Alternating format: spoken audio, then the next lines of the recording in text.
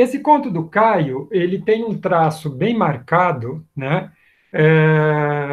Que é um traço de construção, no qual a narrativa literária é articulada com certos procedimentos da narrativa cinematográfica. Tá? Esse é um traço, ou um dos traços, da escrita do Caio Fernando Abreu. Né? Ele mesmo, em entrevista, já disse uma vez que, quando dava oficinas de escrita, ele sempre dizia aos alunos que pretendiam ser escritores que eles tinham de pensar, né, sempre, quando estivessem narrando, qual era a posição da câmera. Né? Isso está no YouTube, dá para encontrar esse depoimento, mas não deixa de ser interessante que ele já, nesse depoimento, de alguma maneira, aponte, né, para um procedimento que é um procedimento característico da literatura dele. Ou seja, ele também é um escritor que trabalha com aquilo que a gente pode chamar de uma notação cinematográfica na composição de muitos dos seus textos. Né? Bom, o primeiro grande traço disso, na literatura do Caio Fernando Abreu, é o fato de que ele é um escritor que compõe usando trilha sonora. Ou seja, quando a gente lê a obra, a gente descobre que há vários contos que contam com pelo menos uma indicação musical, né? E muitas vezes essa indicação funciona como se fosse uma rubrica, uma presença do autor no texto dizendo, olha, isso é para ser lido ao som de tal coisa, ou ao som de tal canção, ou ao som de tal cantor ou cantora. Né? Isso acontece já de cara no Garopaba Mon Amour. Né? Ele já abre o conto dizendo ao som de Sympathy for the Devil, que é um dos grandes sucessos dos Rolling Stones, né? De 1969, se não me engano, né? E uma canção que fez história não só da banda, como história no campo do rock. Né? E essa canção, ela não é citada à toa no conto. Né? A letra da canção nos fala de um encontro entre o eu lírico e o próprio diabo, né? Que se dirige a ele de uma maneira educada e elegante, se apresenta, diz quem é, diz o que fez, o que faz, e diz a ele que tenha um mínimo de sympathy, ou simpatia, ou uma certa compreensão. Né? É um pouco por aí que vai a letra. Se a gente vai pensar nas relações entre narrativa literária e narrativa cinematográfica nesse conto, a gente vai reconhecer, num primeiro momento, que esse conto trabalha com três grandes núcleos de desenvolvimento da ação dramática. Então, ele tem uma ação dramática que se desenvolve no presente. E o que acontece no presente? Né? Uma personagem masculina caminha em direção ao mar. É isso que acontece no presente. Essa personagem caminha em direção ao mar e, nesta caminhada, ele lembra do que viveu. Então, ele lembra de momentos importantes do passado que podem ser divididos em, basicamente, dois grupos, dois blocos de lembranças. Né? O primeiro deles é a vivência que ele tem como jovem. Né? Essa personagem protagonista é um homem jovem e muito representativo da chamada geração 68, né? Sim, ligado ao movimento hippie, à defesa de uma vida fora dos padrões convencionais, né? Há uma crítica da própria ordem produtiva dominante, né? E uma busca típica dos anos 60 por horizontes alternativos de vida, outras possibilidades e modos de viver, né? Então, essa personagem, no presente, é quem caminha em direção ao mar, portanto, em direção à praia, para adentrar no mar.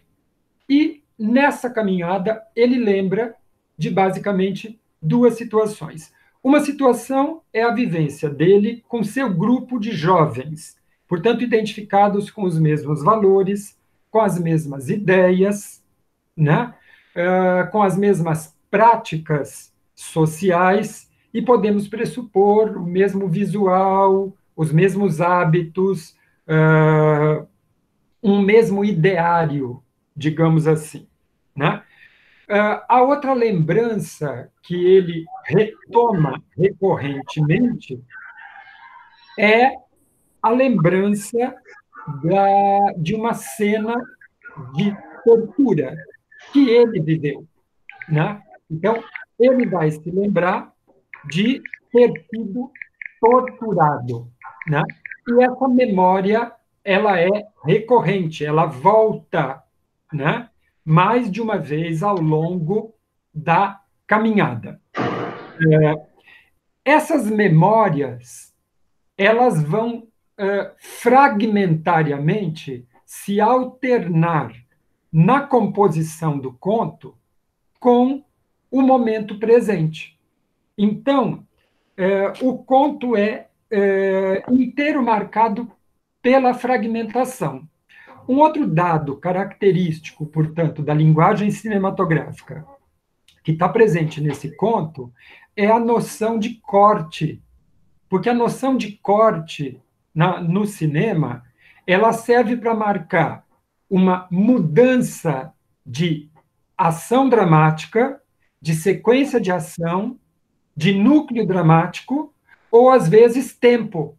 Ela serve para que se faça um corte numa determinada sequência de ação para introduzir ou uma ação do passado, uma sequência de ação do passado, que seria um flashback, ou uma sequência antecipada de ação do futuro, que marcaria aí um flash forward, né? O conto do Caio tem as duas coisas, né? Mas o recurso mais comum que ele utiliza é o flashback. Muito bem. Em termos de teoria da narrativa, como é que a gente chama o flashback? De analepse, né? Ou retrocesso, né? É um retroceder da ação, né? Em direção ao passado. Como é que a gente chama a antecipação, o flash forward? A gente chama de prolepse, né? É quando se antecipa uma sequência de ação ou algum dado do futuro e isso interrompe o fluxo, que seria o fluxo linear do desenvolvimento da ação dramática. A gente pode observar isso claramente no texto do Caio, logo no começo, né? Vejam lá, foram os primeiros a chegar. Durante a noite, o vento sacudindo a lona da barraca, podiam ouvir os gritos dos outros, as estacas de metal violando a terra. O chão amanheceu juncado de latas de cerveja, copos de plástico, papéis amassados, pontas de cigarro, seringas manchadas de sangue, latas de conserva, ampolas vazias, vidros de óleo de bronzear, bagas, bolsas de couro, fotonovelas, tamancos ortopédicos. Pela manhã, sentaram sobre a rocha mais alta, cruzaram as pernas, respiraram 7 vezes profundamente e pediram nada para o mar batendo na areia. Conta, não sei, tapa no ouvido direito. Conta, não sei, tapa no ouvido esquerdo. Conta, não sei, soco no estômago. Vejam, já nesses 2 blocos que abrem o conto, a gente percebe esse procedimento do corte, né? Depois que o narrador de terceira pessoa aqui diz e pediram nada para o mar batendo na areia, há um corte e entra uma cena com discurso direto bem marcado por travessão, na qual uma personagem não identificada ordena, conta, e uma personagem não identificada, depois, ao longo do conto, vamos saber que é o narrador protagonista, que é o personagem protagonista, né, diz não sei. E entre parênteses estão marcadas as ações violentas. Tapa no ouvido direito, tapa no ouvido esquerdo, soco no estômago. Depois dessa sequência, de novo, há um outro corte e a ação prossegue. Os homens estavam parados no topo da colina. O mais baixo tirou do bolso alguma coisa metálica. O sol arrancou um reflexo cego. Quando começaram a descer, percebeu que era um revólver. Então, nós temos de novo aqui uma outra sequência de ação, né, que vai marcar a sequência da prisão da personagem. Né? Os homens aqui é uma palavra de duplo sentido, no mínimo. Ela indica tanto os homens como homens, mas também os policiais, porque os homens, né, ou os homens, né, como se diz popularmente, é um modo de se referir à polícia. Né? E aí a gente percebe que há toda uma sequência que narra a prisão. Né? E, novamente, nós temos um outro corte. Se eu seguir em frente, seu veado, você pode descansar. Se eu dobrar à direita, seu filho da puta, você pode começar a rezar. Para onde você acha que eu vou, seu maconheiro de merda? Para onde o senhor quiser. Eu não sei, não me importa mais. Notem, eu tenho uma sequência narrando a prisão, né? E você tem um outro corte e, novamente, uma cena. Né? A gente pode dizer, por essa amostragem, que esse vai ser uma espécie de procedimento comum no texto, uma espécie de procedimento mestre.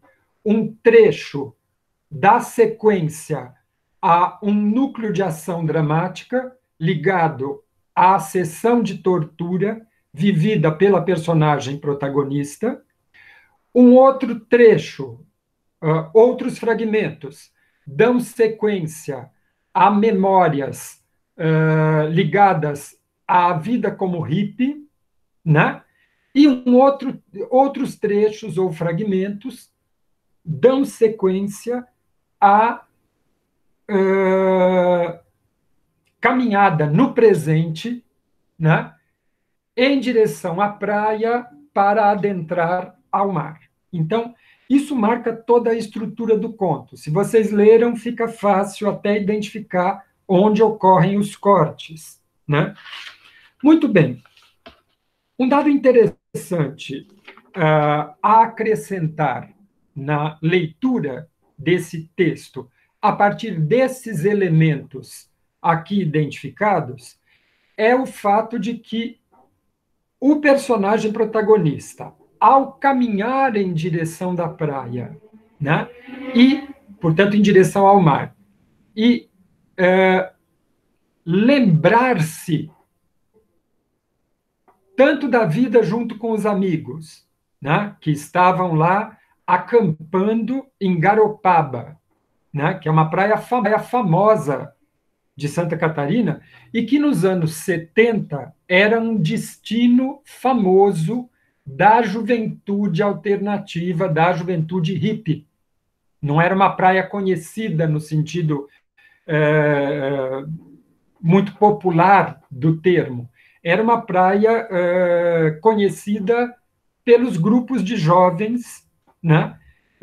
Sobretudo os jovens ligados às ideias do movimento hippie. Né? Que outras coisas ele lembra ao caminhar? Ele lembra da sessão de tortura que sofreu. Ora, um dado interessante, então, como eu dizia, dessa estrutura do texto, marcada pela alternância de fragmentos do passado com fragmentos do presente, né, ela está ligada à ideia da memória, da lembrança. Esta personagem, ao caminhar no presente, em direção à praia e em direção ao mar, ela se lembra do que viveu. E ela não lembra qualquer coisa, ela lembra de coisas que foram significativas para ela. Ou seja, este jovem que caminha em direção ao mar, né, no qual ele mergulhará, né, ele lembra quem ele é como jovem, né, o que ele viveu junto com seu grupo de jovens que tem um determinado ideal ou ideário de vida, né, e se lembra da sessão ou das sessões de tortura a qual foi submetido. Bem, há um vínculo aí, então, entre a estrutura narrativa e o trabalho da memória. O conto, nesse sentido, mimetiza o próprio processo mental da personagem ao caminhar em direção à praia, ao caminhar em direção ao mar. O que é que ele faz? Ele se lembra, né? Então, esse é um dado interessante, porque no presente da ação dramática não há nenhum diálogo concreto com outra gente. A personagem protagonista está sozinha. Ela caminha com sua história e sua memória em direção ao mar, né? Esse é um dado interessante. Quando observamos no conto os fragmentos ligados ao presente, nós vamos notar que este personagem protagonista dialoga imaginariamente com mar, que não sabemos se é um apelido de uma pessoa ou se é o próprio mar para onde ele se dirige. Há uma ambiguidade aí, né? De todo modo, ao dialogar imaginariamente com o mar, isso marca fortemente a situação de solidão do momento presente. No momento presente, a ação é realizada em estado de solidão. Ele caminha sozinho em direção à praia, em direção ao mar. Ele lembra do vivido. As lembranças do vivido vão compor o quê? Analepses, né? Recortes de momentos do passado, flashbacks, em termos cinematográficos. E elas se dividem, como já disse, em 2 blocos. Bom, um outro traço importante da relação entre linguagem narrativa, da narrativa literária, e linguagem cinematográfica nesse conto é a utilização de fragmentos no corpo do texto da canção Sympathy for the Devil. Notem, já na abertura do conto, né, podemos dizer, o próprio Caio Fernando Abreu, né, faz uma espécie de rubrica e diz ao som de Sympathy for the Devil. Ou seja, como quem diz, leia isso ao som dessa música. Ou ainda como quem diz, essa história narrada é narrada com essa trilha sonora. Mas ele não para aí. Ele incorpora trechos da letra no corpo do texto, né? Ele incorpora trechos da letra no corpo do conto. Ora, esse é um dado interessante, porque ao fazer isso, né, ele vai claramente trabalhar com a noção de leitmotiv, só que leitmotiv musical, né?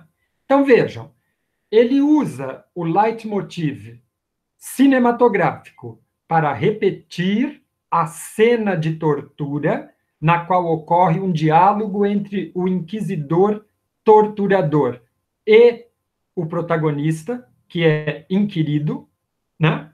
E ele também usa fragmento da letra da canção como uma espécie de leitmotiv musical. Portanto, elemento de trilha sonora que, ao se repetir, reforça ideias e participa da construção do efeito dramático, né? Notem que a letra da canção ganha outro sentido quando ela é utilizada no conto dessa maneira, né? Porque, por efeito de sugestão, a vivência desse protagonista na sessão de tortura é uma espécie de encontro com o mal, né? E não é muito difícil identificar a figura do demônio, entre outras coisas aí, com a ação do torturador, né? Então, isso também acontece, né? Os trechos da canção que ele seleciona não são trechos quaisquer.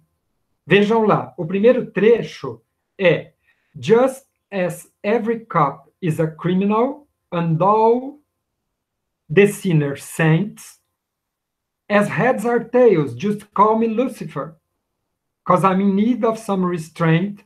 So if you meet me, have some courtesy, have some sympathy and some taste, use all your well-learned politesse, or I'll lay your soul to waste. Que, numa tradução, me perdoem a grosseria, seria mais ou menos, né? Assim como todo policial é um criminoso e todos os pecadores santos, como cara é coroa, basta que me chame de Lúcifer, pois estou precisando de algum... Não é alguma restrição, né? De algum...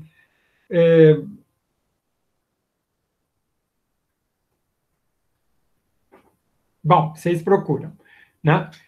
E ele diz assim, então, se me conhecer, se você vier a me conhecer, tenha alguma polidez, alguma delicadeza, tenha simpatia e algum requinte, alguma cortesia. Use toda a sua educação, ou então eu vou fazer com que você perca a sua alma, né? Basicamente é isso. Depois eu volto ao restraint, se me lembrar. Notem, então, que o Caio trabalha, como eu já disse aqui, com dois recursos que são comuns ao cinema. Ele trabalha com a trilha sonora e faz um uso reiterado da canção a ponto de transformá-la num leitmotiv musical, um motivo que se repete, né? E ele também trabalha com a cena, no caso da cena de tortura, como uma cena que funciona como leitmotiv cinematográfico, né? Toda vez que você tem um leitmotiv, você tem um reforço de um determinado elemento que é repetido. Esse elemento afeta a produção do efeito dramático, ele intensifica a dramatização e ele, de alguma maneira, chama a atenção para si. Ou seja, as ideias, os temas vinculados àquele elemento que se repete, né, são sublinhados, ganham reforço, né?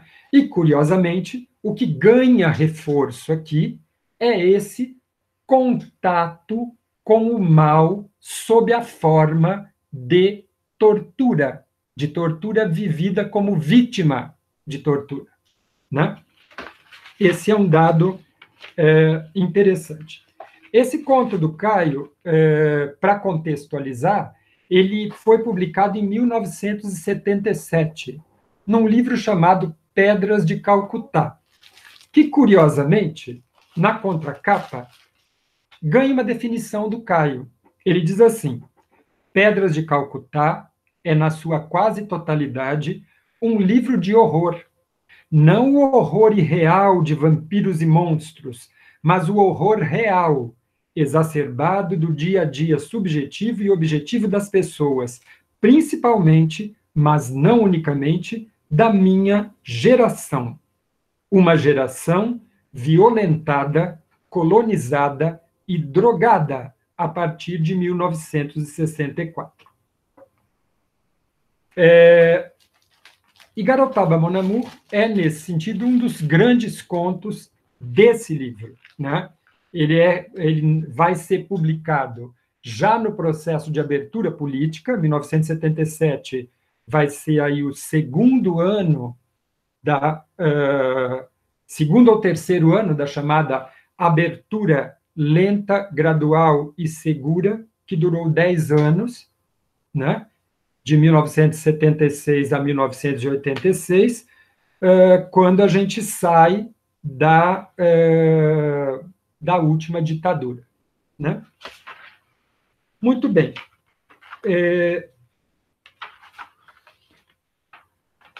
Um outro dado que eu gostaria de destacar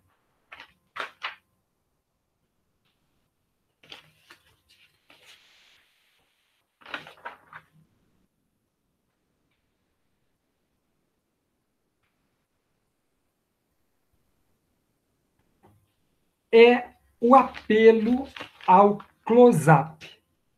Né? Eu já falei para vocês da alternância dos fragmentos do passado, analepses ou flashbacks, e tem uma única prolepse lá no fim do conto, né, que é uma antecipação. De qualquer modo, o presente se alterna com fragmentos do passado. Esta alternância, né, ela, além de marcar o próprio trabalho de memória do personagem protagonista, né? Ela faz um jogo importante que eu gostaria de sublinhar aqui, que é um jogo importante para a narrativa literária. Né? Na alternância entre as cenas, que são marcadas por diálogos entre o torturador e o torturado, né? O personagem protagonista, e os blocos de narração, nós temos aí uma distinção, uma alternância entre narrar e mostrar. Para a narrativa literária, essa distinção é importante. Né? A gente sabe que, a partir principalmente do M.C. Booth, né, que é quem vai valorizar essa distinção na teoria da literatura, que o narrar ele impõe um certo distanciamento entre o leitor e a história narrada. Por quê? Porque esta distância é ocupada pela voz do narrador. É o narrador que se interpõe, portanto, entre o leitor e a ação dramática que está sendo narrada no narrar. Mas, no mostrar, o narrador cessa a sua voz, ainda que por algum tempo, e ele dá voz às personagens. Portanto, ele passa a usar discurso direto em vez de discurso indireto, e ao ceder a voz às personagens, o que ele faz? Ele desaparece, né, da posição intermediária que ele ocupava narrando entre o texto e o leitor, entre a história narrada e o leitor, e ele coloca o leitor em presença da própria ação dramática. Ora, o cinema faz isso, né? Mesmo que um filme conte com narrador ou narradores, o que vai predominar na narrativa cinematográfica é a cena e, portanto, a colocação do leitor em presença da ação dramática. No conto do Caio, isso cria um efeito importante, porque as cenas são todas cenas da sessão ou das sessões de tortura. Portanto, ao trabalhar com a cena e, portanto, mostrar a cena, o que este narrador do conto faz é colocar o leitor na posição de testemunha, porque ele coloca esse leitor em presença dessas sequências de ação violentas e brutais. Esse é um dado importante, e ele visa produzir um efeito importante nesse conto, que é causar um efeito de choque no leitor, mobilizá-lo, né? Seja pelo plano afetivo, seja pelo plano das ideias, ou por ambos. Ou seja, o leitor não está apenas ouvindo falar de uma ação brutal, ele está em presença de uma ação brutal, o que solicita a ele que se posicione, né, diante disso. Esse é um dado importante que eu gostaria de sublinhar, né? Não é gratuito isso no texto do Caio. Um outro elemento que vai aparecer é o elemento do close, né? E o close vai aparecer em alguns detalhes do texto, né? Então, vou destacar pelo menos um deles para que a gente possa identificar.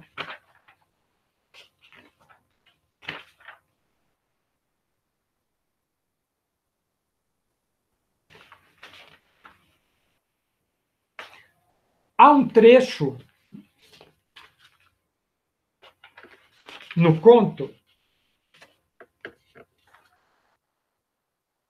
em que lemos o seguinte: os homens estavam parados no topo da colina. O mais baixo tirou do bolso alguma coisa metálica. O sol arrancou um reflexo cego. Notem como, nessa sequência de narração, a gente caminha para um detalhe que ganha espaço, que ganha ênfase, né?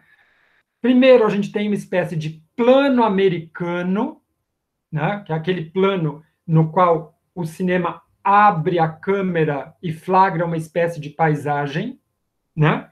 Os homens estavam parados no topo da colina. O mais baixo tirou do bolso alguma coisa metálica. O sol arrancou um reflexo cego. Ora, o que a gente vai ter como plano americano aí, em termos de linguagem cinematográfica? Os homens estavam parados no topo da colina. O que a gente vai ter como close? O sol arrancou um reflexo cego. Continuemos. Quando começaram a descer, percebeu que era um revólver. Soube então que procuravam por ele, e não se moveu. Mais tarde não entenderia se masoquismo ou lentidão de reflexos, ou ainda uma obscura crença no inevitável das coisas, conjunções astrais, fatalidade. Por enquanto, não. Estava ali no meio das barracas desarmadas, e os homens vinham descendo a colina em direção a ele. Havia o mar atrás, algumas rochas, e baías, e matas cheias de gatos selvagens, e clareiras com raízes arrancando da terra, da terra escuras substâncias para transmutá-las através do tronco em flores vermelhas, escancaradas, feito feridas sangrentas na extremidade dos galhos. Talvez não houvesse mais tarde agora, pensou ali parado, enquanto os homens continuavam descendo a colina em direção a ele, e o silêncio dos outros à sua volta gritava que estava perdido. Notem, há um outro close nesse bloco que eu li aqui, né? E esse close vai dar ênfase num detalhe também. Vejam lá. Estava ali no meio das barracas, desarmadas, e os homens vinham descendo a colina em direção a ele. Não temos close ainda. Temos plano americano, digamos assim, ou uma câmera que flagra ou focaliza esses homens se aproximando do personagem protagonista. Havia o mar atrás, algumas rochas.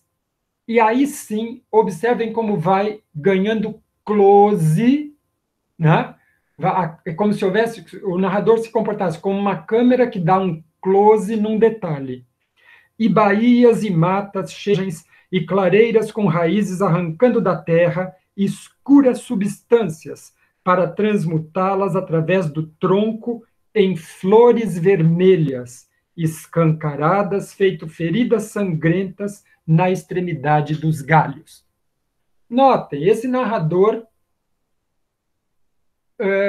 se aproxima ou parece se comportar como uma câmera que vai destacando um detalhe e esse detalhe ganha um destaque grande, que é o que acontece quando se dá um close por meio de uma câmera em alguma coisa, né? Aqui, no caso, são as flores vermelhas escancaradas, feito feridas sangrentas nas extremidades dos galhos. Eu tenho uma comparação metafórica na qual as flores são flagradas por esse narrador como se fossem feridas sangrentas. Ora, esse detalhe não é gratuito. Ele remete, de algum modo, às sessões de tortura. Ele remete, de algum modo, como uma espécie de signo visual ao corpo torturado nas sessões de tortura, né? Ele não está posto aqui de graça, né? Muito bem. Um outro dado que eu gostaria de destacar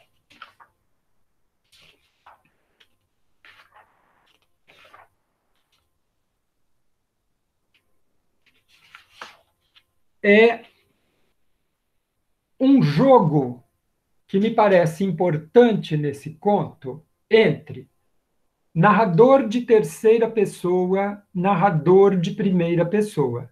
Se vocês leram com atenção, vão perceber que há um narrador de terceira pessoa que vai se comportar alternadamente, para citar aqui as categorias do Friedman, ora como autor onisciente intruso, quando invade pensamentos das personagens, por exemplo, para dizer por elas o que elas pensam e sentem, ora como narrador onisciente neutro, quando não invade, quando narra com neutralidade.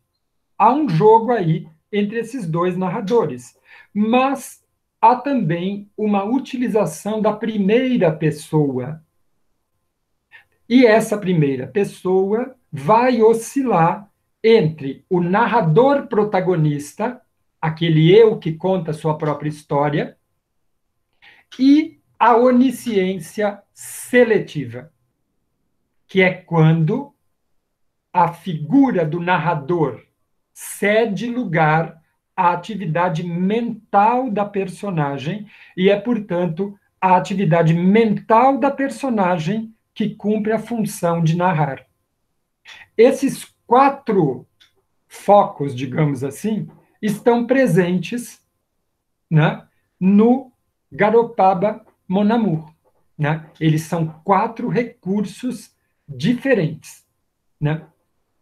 E eles ganham, eles produzem, melhor dizendo, diferentes efeitos dramáticos, né? Quando se passa da narração da terceira pessoa para a primeira pessoa ou para a onisciência seletiva, né?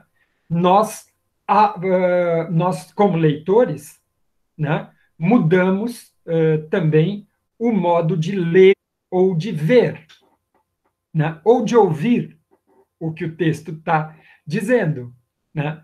Por quê? Porque passamos a ouvir a história, ler a história, né? Ver a história, para fazer uma metáfora com a narrativa cinematográfica, do ponto de vista da personagem protagonista.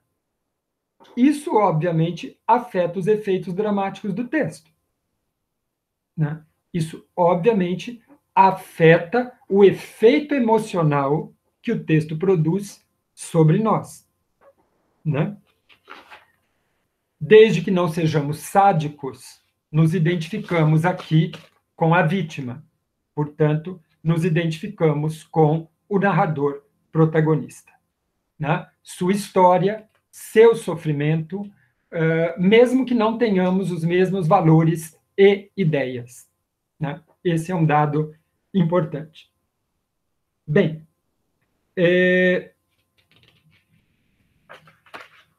um outro dado que eu gostaria de sublinhar no conto é a importância que ganha nele o espaço, os dados espaciais, portanto, as referências físicas de caráter geográfico ou arquitetônico. E eu dou um exemplo. Né? Numa certa altura do conto, nós temos o seguinte trecho. Mar veio correndo pelo calçamento antigo na frente da igreja, os braços estendidos em direção a ele. Os morros, os barracos dos pescadores, a casa onde dormiu Dom Pedro, o calçamento na frente da igreja. Recusava-se a pisar nos paralelepípedos.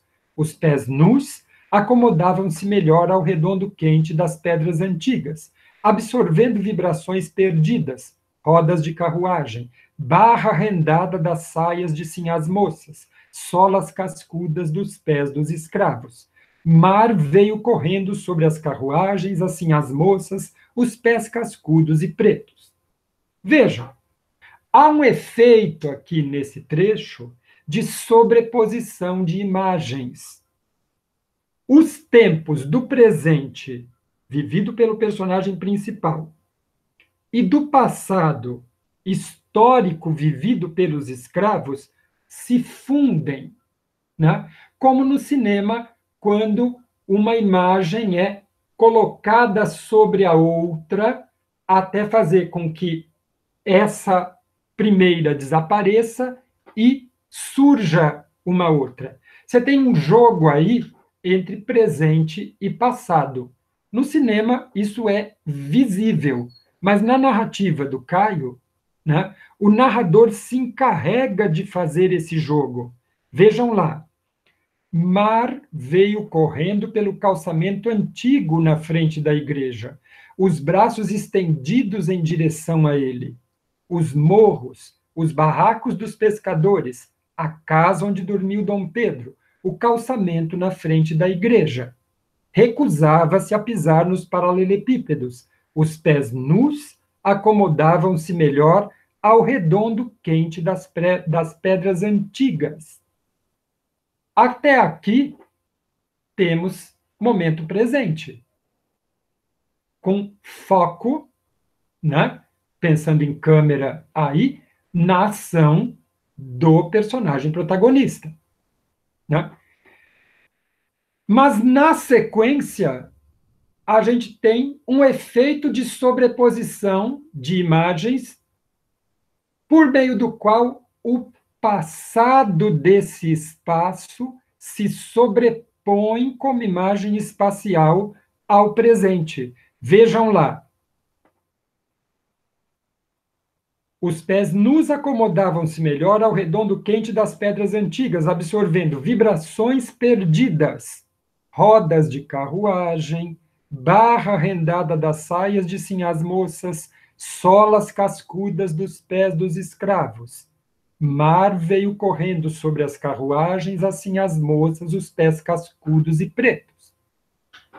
Observem que há uma sobreposição do passado colonial, em que o Brasil ainda está marcado pelo regime da escravidão, com o presente da ação dramática da personagem, na qual ela caminha em direção ao mar. Caminha por Garopaba em direção à praia para encontrar-se com o mar.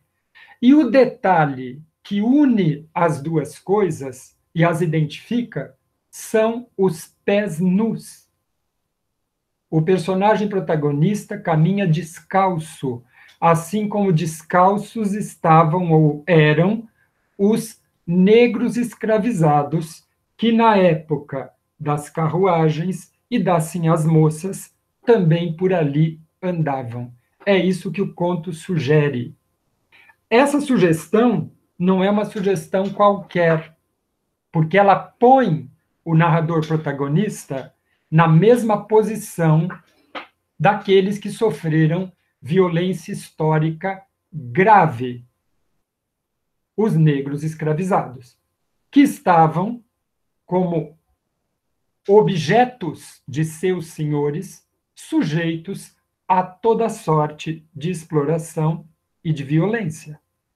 Esse jogo de imagens que se sobrepõe e faz uma passagem temporal do presente com o passado, dá à ação dramática presente uma densidade histórica e dá à personagem protagonista, esse jovem que caminha em direção ao mar, que é identificado com a geração 68, com o movimento hippie, né? Com todo um ideário de busca de alternativas ao status quo, né? Dá a ele um valor histórico de vítima de violências promovidas pelo sistema dominante e, no caso do conto, pelo Estado repressivo, né, da ditadura civil-militar dos anos 70. Isso fica claro quando a gente lê estes elementos articulados com outros, obviamente, né?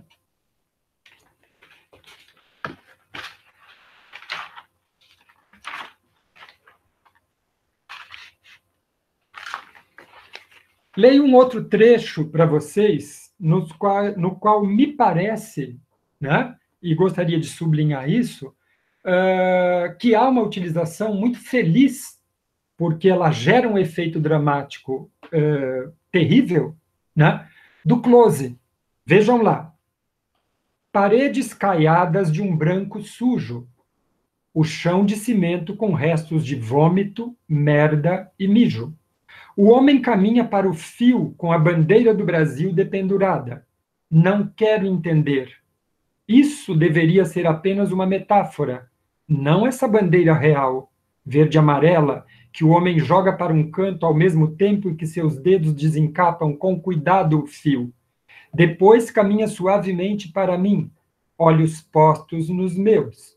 Um sorriso doce no canto da boca de dentes podres. Da parede, um general me olha imperturbável. Vejam, a gente tem nesse fragmento uma narração em primeira pessoa, na qual o narrador protagonista aqui rememora uma das sequências, né, das sessões de tortura, né, e ele vai lembrar exatamente do quê? Da tortura com choque elétrico. E vejam os detalhes que esse narrador destaca. O homem caminha para o fio com a bandeira do Brasil dependurada. Depois, da parede, um general me olha imperturbável. Esses closes, esses detalhes que se destacam, não são gratuitos no texto. Eles estão ali para marcar um dado histórico,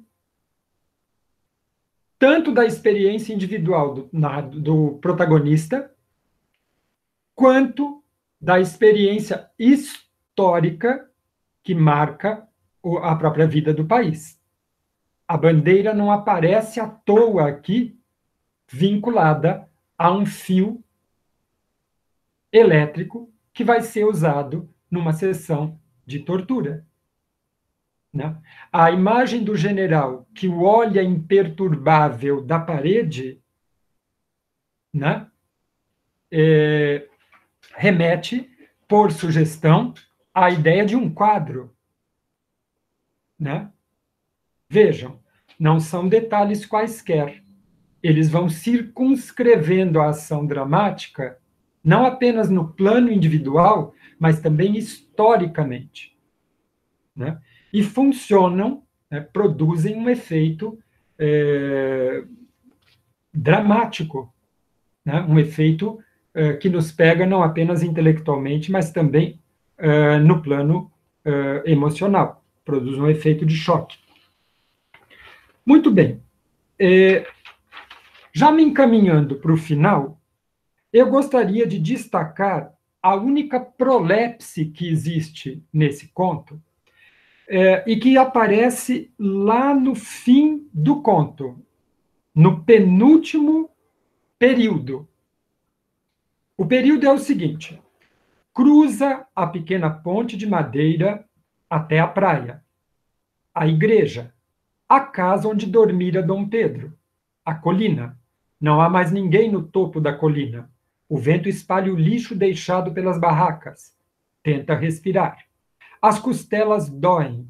Meu pai, precisava te dizer tanto, e não direi nada.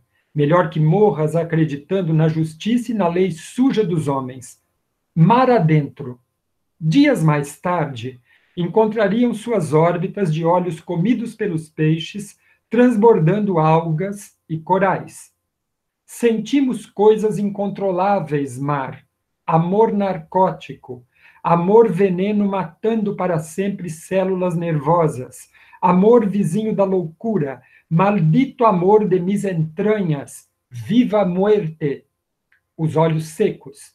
Não encontraria mar. Não choraria. Vai entendendo cada vez mais. Bom, um parênteses aqui. No texto que eu encaminhei para vocês tem um erro, e é um erro grave. Cortem esse lá, que está entre viva e muerte. Não é viva la muerte, é viva muerte. Esse trecho em espanhol é uma citação de um verso de um poema do Garcia Lorca, né, por quem o Caio nutria grande admiração. Voltando então à questão da prolepse. Notem que há um pequeno trecho aqui que vai compor uma antecipação, um flash forward. Em termos cinematográficos, é como se houvesse um corte da ação e se antecipasse um dado da ação do futuro e depois se retomasse a ação, dando sequência a ela, a ação principal. Cruza a pequena ponte de madeira até a praia, a igreja, a casa onde dormira Dom Pedro, a colina, não há mais ninguém no topo da colina. O vento espalha o lixo deixado pelas barracas, tenta respirar. As costelas doem, meu pai precisava te dizer tanto e não direi nada. Melhor que morras acreditando na justiça e na lei suja dos homens. Mar adentro. Até aqui, a sequência de ação está indo normal, né? Mas aí entra uma prolepse. Dias mais tarde, encontrariam suas órbitas de olhos comidos pelos peixes transbordando algas e corais. Vejam, dias mais tarde. é a sequência de demarcação de tempo que indica que houve uma antecipação, que houve um flash forward. E, portanto, a sequência de ação dramática foi interrompida para que algo do futuro fosse intercalado. Curiosamente, não se trata de um dado qualquer. Dias mais tarde, encontrariam suas órbitas de olhos comidos pelos peixes, transbordando algas e corais. Ou seja, o protagonista morre. Você tem uma antecipação aqui da morte desse protagonista. E depois volta-se, né? O texto volta entre parênteses para uma espécie de fala ou pensamento, melhor dizendo, dessa mesma personagem. Sentimos coisas incontroláveis, mar. Amor narcótico, amor veneno, matando para sempre células nervosas. Amor vizinho da loucura, maldito amor de mis entranhas, viva a muerte. Os olhos secos. Não encontraria mar. Não choraria. Vai entendendo cada vez mais. Chega bem perto agora. É um ser de espuma nos cantos da boca. Olhos em brasa. Quase toca os cascos rachados. Notem como ele cria uma identidade com os cascos rachados dos pés dos escravos. Ele reitera. Eu estou satisfeito por encontrar você, sussurra. Enterra os dedos na areia, as unhas cheias de ódio. Ora, voltemos a essa prolepse, esse flash forward que é utilizado no final, né? Na ação do presente, o que a personagem faz é encontrar finalmente o mar, adentrar um pouco nele e enterrar as unhas na areia com ódio. É isso que ele faz. Mas essa prolepse que está intercalada no meio, como uma espécie de corte que antecipa a morte da personagem, ela cria uma ambiguidade importante nesse conto. Ou seja, não sabemos como a personagem morreu. O que sabemos é que seu corpo foi encontrado dias mais tarde, com as órbitas dos olhos comidas pelos peixes, transbordando algas e corais. Ao não revelar como se deu a morte, o texto produz um efeito de sugestão aberto muito interessante. Essa morte pode ser um suicídio, essa morte pode ser um acidente, essa morte pode ser um homicídio.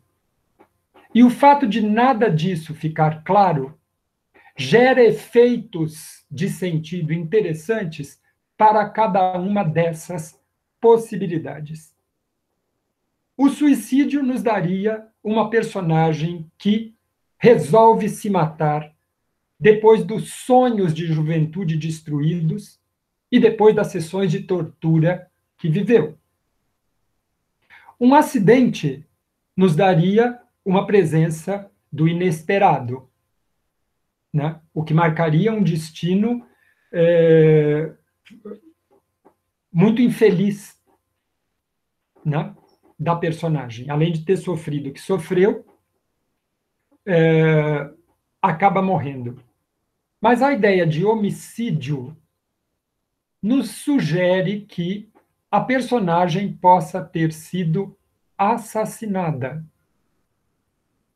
O que, na ligação com as cenas de tortura que ela lembra ter vivido, sugere que a ação de eliminação daqueles que não interessam politicamente para esse momento, ou não interessavam politicamente para esse momento, né, era uma ação também possível. Exercida por quem? Pelas forças anônimas, né, ligadas à repressão política. O texto deixa em aberto o leitor que se posicione. Mas notem que cada posicionamento aí terá exigências em relação à interpretação desta morte. Tudo isso é feito por meio dessa prolepse, ou seja, você tem uma antecipação, né, um flash forward, que te dá um dado que é a personagem morreu, foi encontrada morta, com os olhos comidos pelos peixes, e omite, o texto omite o como ela morreu. E isso potencializa essa morte, dando a ela uma polissemia, uma múltipla possibilidade de leituras que enriquece o texto. Esse é um dado importante também, e também queria sublinhá-lo. Por fim, eu poderia também falar, e vou falar muito brevemente disso, mas depois eu mando o artigo de revista no qual eu analiso o conto para ser distribuído pelo pessoal da Semana de Letras, para quem viu a palestra e para quem quiser, né? Há um vínculo desse conto, e eu destaquei isso, com a questão da memória, ou seja, a personagem, no momento presente, caminha em direção ao mar e vai se lembrando de fragmentos do vivido, né? Se a gente pensar um pouco em termos psicanalíticos, eu retomo aqui um texto que eu gosto muito, que é um texto muito bonito, do Freud, chamado Luto e Melancolia. E em Luto e Melancolia, o Freud, para ser bem sintético, e me perdoem, redutor e grosseiro, o Freud vai dizer basicamente o seguinte: há dois processos que marcam como o ser humano lida com a ideia de perda, né? Que são o luto e a melancolia. Perda em que sentido? Perda de algo no qual houve um grande investimento afetivo, amoroso, libidinal, né? Esse algo pode ser uma pessoa, uma coisa, uma ideia, um ideário, um projeto, não importa o quê, né? O Freud vai dizer que, diante de uma vivência de perda, o ser humano tem dois caminhos, basicamente, né?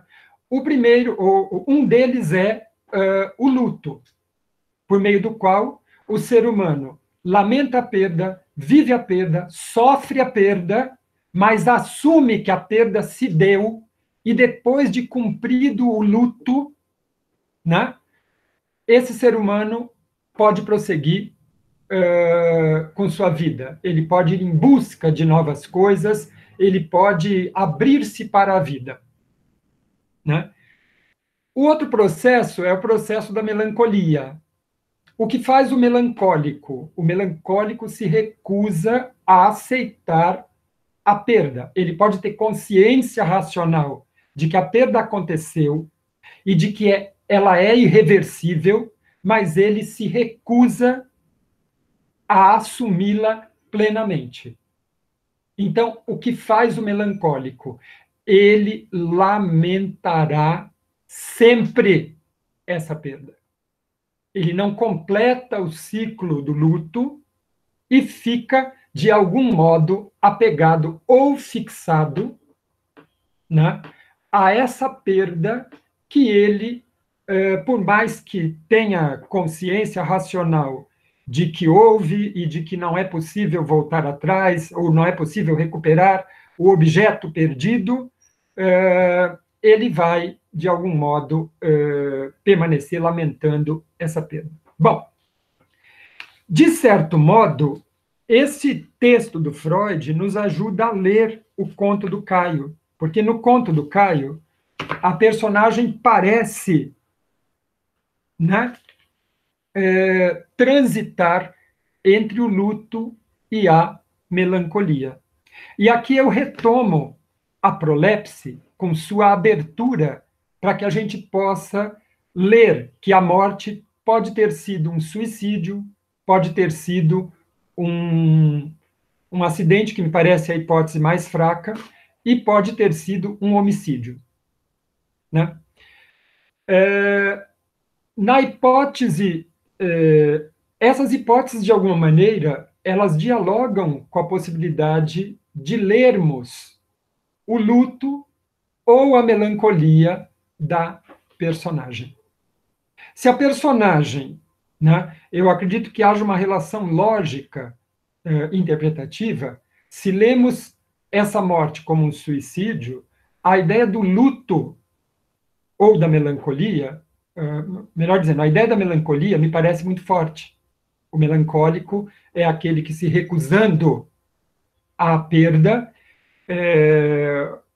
nesse caso, acaba se matando, porque a perda é uma perda muito grave para ser assumida. Né?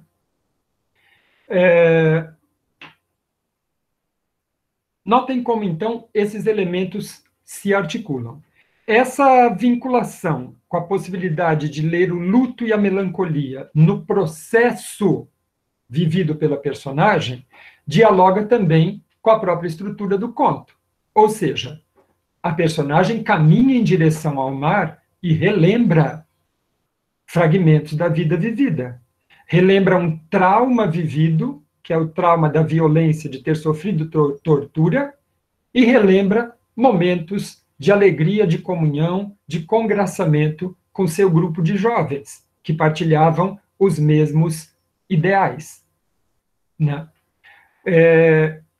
No momento presente da ação dramática, né, fica claro, o texto sugere isso com uma certa clareza, de que esses ideais estão frustrados. Esses ideais de juventude estão frustrados. Eles não são mais possíveis.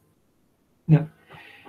E esse trânsito da personagem, portanto, se dá na rememoração entre o luto e a melancolia. Né? E fica, de fato, indistinto no texto se a personagem elaborou o luto ou se a personagem permanece melancólica, melancolicamente vinculada ao seu ideário, àquilo que ela se recusa a assumir que perdeu ou que morreu. Né? É um dado bem interessante isso, mas não vou desenvolver aqui. Desenvolvo um pouco melhor no artigo de revista que vou mandar e sugiro que vocês leiam. Muito bem, era isso que eu tinha para dizer. Espero que tenha ficado claro, né? E acabou, é isso.